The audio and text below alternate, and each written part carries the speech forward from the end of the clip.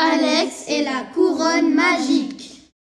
L'histoire se passe au bord de l'océan, au pays merveilleux. Un petit garçon nommé Alex vit seul avec son père dans une toute petite maison en bois. Alex est petit pour son âge, avec un visage souriant, des taches de rousseur et des jolis yeux bruns. Il est très pauvre, il vit dans une maigre pêche ramenée par son papa. Il ne l'accompagne plus dans l'océan depuis l'année précédente. En effet, une terrible après-midi d'octobre, alors qu'Alex et ses parents naviguaient paisiblement. Une terrible tempête les surprend et les fait chavirer. Alex et son papa regagnent la rive, mais la maman d'Alex meurt dans le naufrage. Depuis, Alex est terrorisé par l'océan.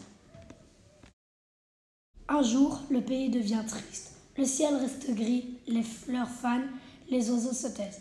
Et tout le monde est triste. Alex, comme les autres, ne sourit plus.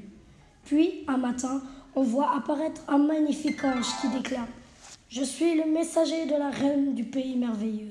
Sa Majesté la reine licorne, c'est elle qui fait briller le soleil, chanter les oiseaux et répand la joie de vivre dans tout son royaume, grâce au pouvoir de sa couronne magique. » Mais un drame est arrivé.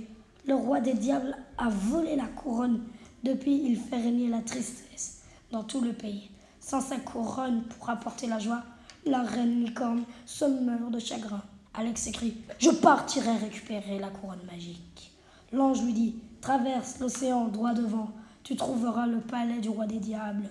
Si tu as besoin d'aide, souffle dans cet anneau pour faire apparaître des bulles de savon magique. » Alex se saisit de l'anneau et se dirige vers le bateau de pêche de son papa.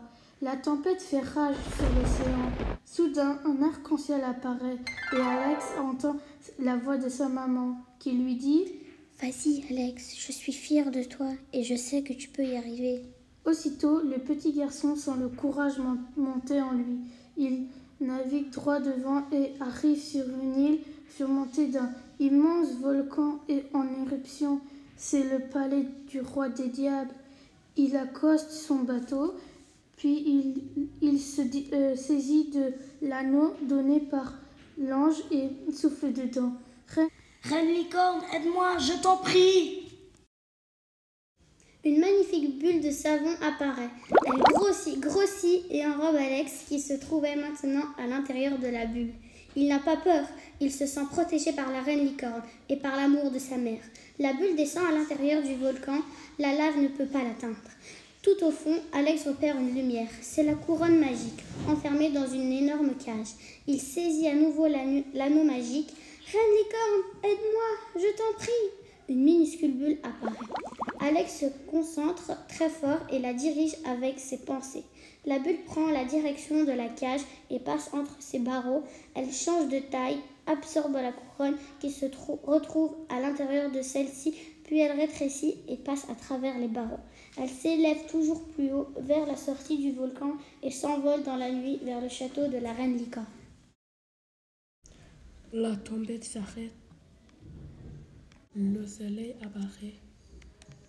Et le chant d'oiseaux se fait encore en route. Le joie est infinie, revenue de leur bail merveilleux.